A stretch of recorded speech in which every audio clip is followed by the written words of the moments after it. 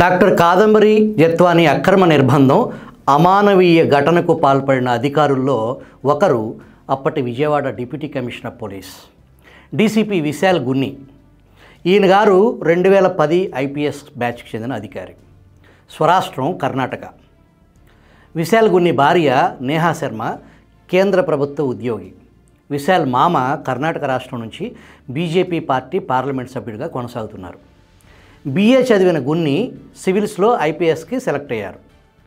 మొట్టమొదటి పోస్టింగ్ నర్సీపట్నం ఏఎస్పీగా, ఆ తర్వాత నెల్లూరు ఎస్పీ, చిత్తూరు తూర్పుగోదావరి ఎస్పీగా, ఆక్టోపస్ ఎస్పీగా విధులు నిర్వహించారు. విశాల్ గున్నిని జగన్మోహన్ రెడ్డి ప్రభుత్వం 2022 ఏప్రిల్లో మంగళగిరి ఏపీపీఎస్పీ బెటాలియన్కు ట్రాన్స్ఫర్ చేసింది. ప్రభుత్వ పెద్దలకు ఇష్టం లేని అధికారులను ఇటువంటి ప్రాధాన్యం లేని పోస్టుల్లో బదిలీ చేస్తారు. ఏం జరిగిందో తెలియదు.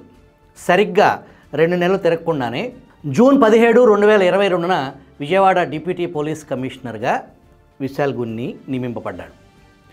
జనవరి 2, 2024 విశాల్ గున్నికి ప్రమోషన్, డిప్యూటీ ఇన్స్పెక్టర్ జనరల్ డిఐజీగా ప్రమోషన్.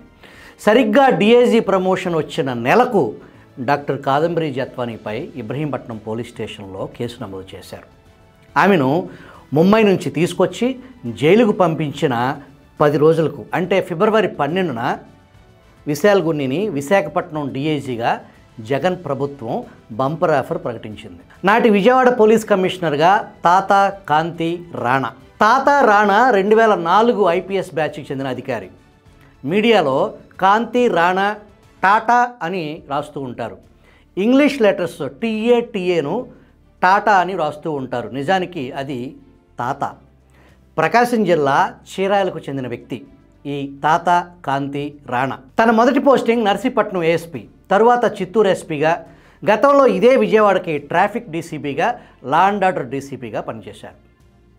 డిసెంబర్ 8, 2021న విజయవాడ పోలీస్ కమిషనర్గా నాటి జగన్ ప్రభుత్వం నియమించింది. ఇతని భార్య మంజుల ఇండియన్ రెవెన్యూ సర్వీస్ అధికారి. గతంలో తిరుపతి సెంట్రల్ ఎక్సైజ్ డిప్యూటీ కమిషనర్గా పనిచేశారు. ఆమె స్వస్థలం కర్ణాటకలోని హుగ్లీ. జోగి రమేష్కి రాణా జాన్ జిగిడి దోస్త్. వీరి గాఢ స్నేహానికి వీరిరువురి కులం ఒకటే కావటం అని కింది స్థాయి సిబ్బంది చెవులు కొరుక్కుంటారు.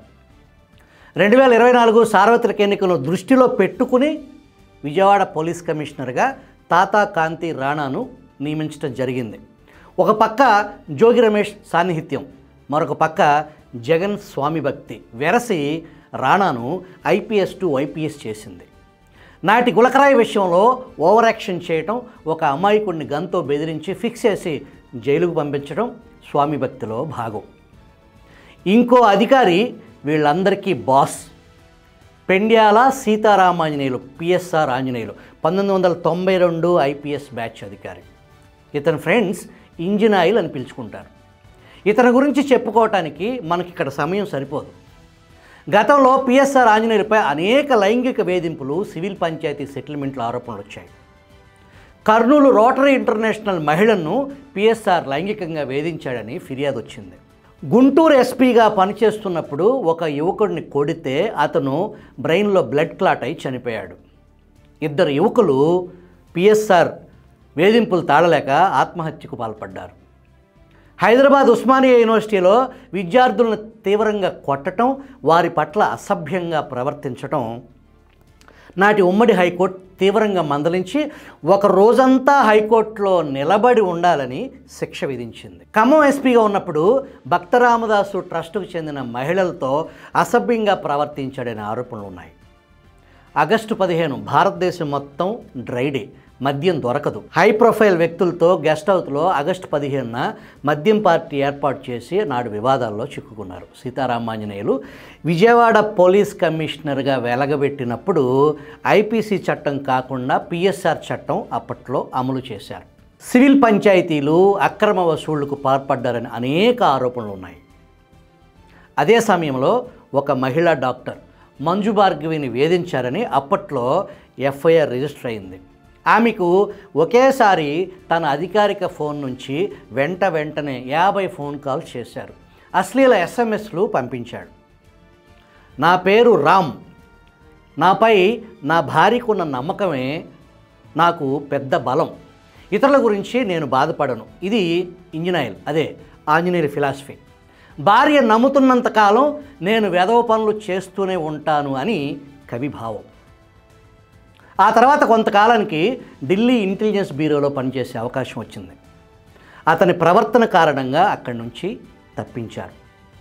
తరువాత బోర్డర్ సెక్యూరిటీ ఫోర్స్ BSF ఐజీగా విధులు నిర్వహిస్తూ ఉండగా 2019లో జగన్ ప్రభుత్వం ఏర్పాటు చేయగానే కేంద్ర సర్వీస్ నుంచి మెరుపు వేగంతో ఆంధ్రప్రదేశ్ ట్రాన్స్పోర్ట్ కమిషనర్గా జగన్మోహన్ రెడ్డి ఏరి కోరి పిఎస్ఆర్ ఆంజనేయుల్ని నియమించారు. ట్రాన్స్పోర్ట్ కమిషనర్గా నాడు జేసీ సోదరుల్ని నానా తిప్పలు పెట్టి జేసీ ప్రభాకర్ రెడ్డిని జైలుకు పంపించి జగన్ రెడ్డి మనసు గెలుచుకున్నాడు. అదే సమయంలో ఏపీపీఎస్సీ సెక్రటరీగా కూడా నియమింపబడ్డారు.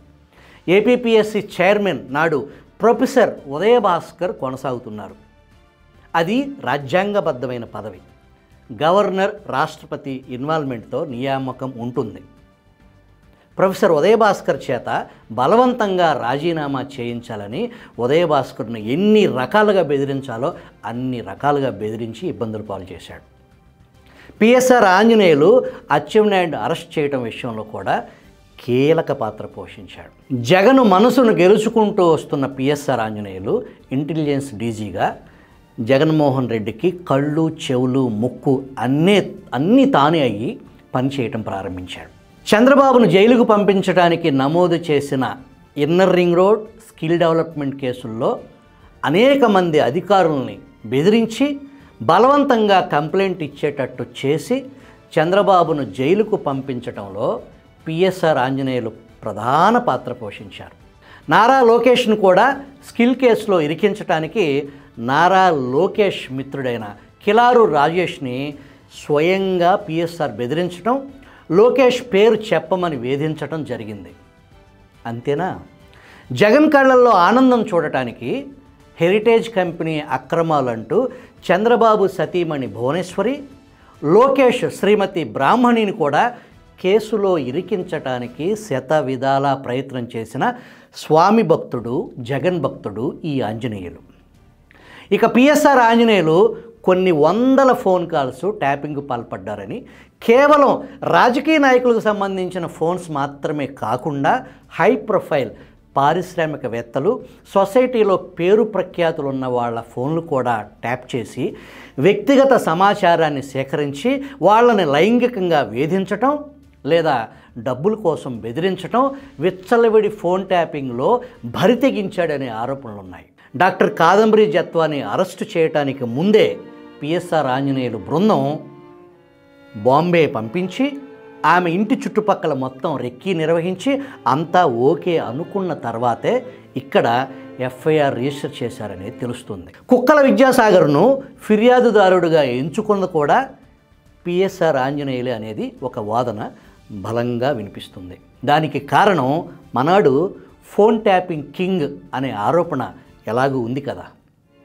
ఆమె కుటుంబాన్ని తీసుకురావటం, వీటీపీఎస్ గెస్ట్ హౌస్లో నిర్బంధించటం, బెదిరించటం, జైలుకు పంపటం, ఆమెకు ఆఖరికి శానిటరీ నాప్కిన్స్ కూడా అనుమతించకుండా వేధించటం, ఇవన్నీ ఇప్పటికే తెలిసిన విషయాలు. గడచిన 2 రోజుల నుంచి జగన్మోహన్ రెడ్డి శ్రీమతి భారతీరెడ్డి నడిపే సాక్షి పత్రిక, సాక్షి టీవీలో ఒక ఆడకూతురుపై రాయకూడని భాషలో ఆమె క్యారెక్టర్ అసాసినేషన్కు పాల్పడుతూ అత్యంత అమానవీయంగా కాదంబరి ఒక బజారు మనిషి అని చిత్రీకరించడానికి భారతీరెడ్డి పడే తాపత్రయం అంతా ఇంత కాదు. అధికారులు తప్పు చేసినట్టు తేలితే వాళ్ళు జైలుకు పోతారు. భారతికి ఎందుకంత బాధ? ఒక ఆడకూతురుపై భారతీరెడ్డికి ఎందుకంత మంట? ఒక అమ్మాయి నాకు అన్యాయం జరిగింది అని రోధిస్తుంది. నిజం నిగ్గు తేల్చాల్సి ఉంది. విచారణ మొదలు పెట్టడానికి ముందే మాయలేడి, హనీ ట్రాప్, వలపు వల ఈ పదాలు వాడాల్సిన అవసరం భారతీరెడ్డి పత్రికకు ఎందుకు వచ్చింది? మనం ఇంతకుముందు చెప్పుకున్న అధికారులకు భారతికి ఏంటి సంబంధం? వారిని ఆమె ఎందుకు కాపాడాలని అంతలాగా తాపత్రయపడుతున్నారు అంటే, అధికారులను అదుపులోకి తీసుకుని విచారిస్తే తీగ లాగితే డొంక కదిలినట్టు పాలేరు సజ్జల మీదుగా తాడేపల్లి ప్యాలెస్లో ఆమె భర్తను ఈ కేసు తాకే పరిస్థితి ఉన్న వాస్తవాన్ని, ఆమెను ఇంతలాగా దిగజార్చి ఆమె ఒక మహిళ, 2 ఆడపిల్లలకు తల్లి అయి ఉండి ఇటువంటి రాతలా.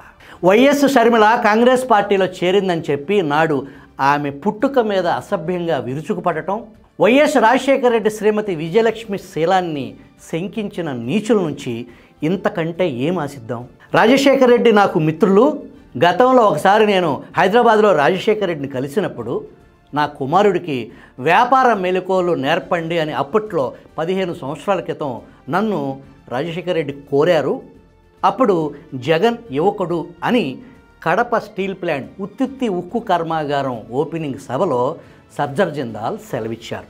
నాడు జగన్ ముంబై వచ్చి జిందాల్ని కలిశాడని కూడా ఆయన చెప్పారు. జిందాల్ ఏమన్నాడో ఒకసారి వినండి.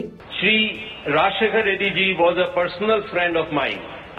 I really felt always very comfortable whenever I was in his company, and he was my mentor as far as Andhra Pradesh was concerned. In fact, when I met YSR staff, that time Jagan Mohan ji was a young boy, and he told me that you have to take him to Mumbai and tell him how to run business, how to teach him, and he in fact came there to my office to at that time I'm talking 15-17 years ago.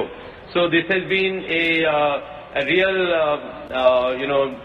return to the home for me to build a steel plant in Kadapa.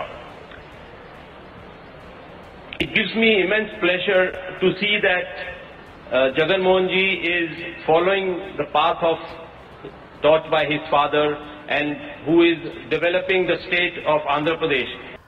ఆడపిల్లల హక్కులు రక్షణపై నాడు అసెంబ్లీలో ముఖ్యమంత్రి హోదాలో Jagan రెచ్చిపోయిన scene ఒకసారి play చేయండి. 4 వచ్చి బైక్ను పంచర్ చేసి ఆమెను అక్కడే ఉండేట్టుగా చేసి ఆ పంచర్ రిపేర్ చేస్తాము అని చెప్పి పక్కకు తీసుకెళ్ళి రేప్ చేసి కాల్ చేసి చేసిన ఘటన మన కళ్ళ ముందరనే కనిపిస్తూ ఉంది. అటువంటి ఘటన జరిగినప్పుడు ఎలా స్పందించాలి అధ్యక్ష? పోలీసులు ఎలా స్పందించాలి? రాజకీయ నాయకులు ఎలా స్పందించాలి? ఎవరైనా ఎలా స్పందించాలి అధ్యక్ష? నిజంగా ఎలా స్పందించాలి అని చెప్పి ఆలోచన చేస్తే నిజంగా నాకు కూడా తెలిసింది అధ్యక్ష జరిగిందని. జరిగినప్పుడు నిజంగా బాధ అనిపించింది. ఇటువంటి ఘటనే మన రాష్ట్రంలోనే మనకే జరిగితే మనం ఎలా స్పందించాలి, మన పోలీసులు ఎలా స్పందించాలి అని చెప్పి ఒక్కసారి మనల్ని మనం కూడా ప్రశ్నించుకోవాలి అధ్యక్ష. కారణం ఏంటంటే ఆ ఇన్సిడెంట్ చూసిన తర్వాత, ఆ ఇన్సిడెంట్ టీవీలలో విన్న తర్వాత, జరిగిన సంఘటన చూసిన తర్వాత, ఆ తల్లిదండ్రులు పడుతూ ఉన్న ఆవేదన బాధ చూసిన తర్వాత కాల్ చేసినా కూడా తప్పు లేదు అని చెప్పి అందరం కూడా అనుకున్నాం. ఇప్పుడు చెప్పండి, జగన్ ఆనాడు ముఖ్యమంత్రి హోదాలో చెప్పింది డాక్టర్ కాదంబరి జత్వానికి చేసిన అన్యాయం చూడండి. అంత దారుణానికి ఒడిగట్టి నేడు సాక్షి పత్రికలో, సాక్షి టీవీలో ఆమె మాయలేడి అని చెప్పే దారుణమైన కథనాల్ని, అశుద్ధాన్ని అచ్చేస్తారా? డాక్టర్ కాదంబరి జత్వానికి కేసులో ఆమెకు న్యాయం జరగటం కూటమి ప్రభుత్వం చంద్రబాబు వ్యక్తిగత ప్రతిష్టకు సంబంధించిన అంశంతో ముడిపడి ఉంది. ఈమెకి ఈ కేసులో సత్వర న్యాయం జరగని పక్షంలో బాధితురాలికి న్యాయం జరిగి ఈ కుట్రలో పాలుపంచుకున్న వాళ్ళని బార్స్ వెనక్కి వెళ్ళని పక్షంలో చంద్రబాబు రాజకీయ జీవితంలో మాయని మచ్చగా మిగిలిపోతుంది.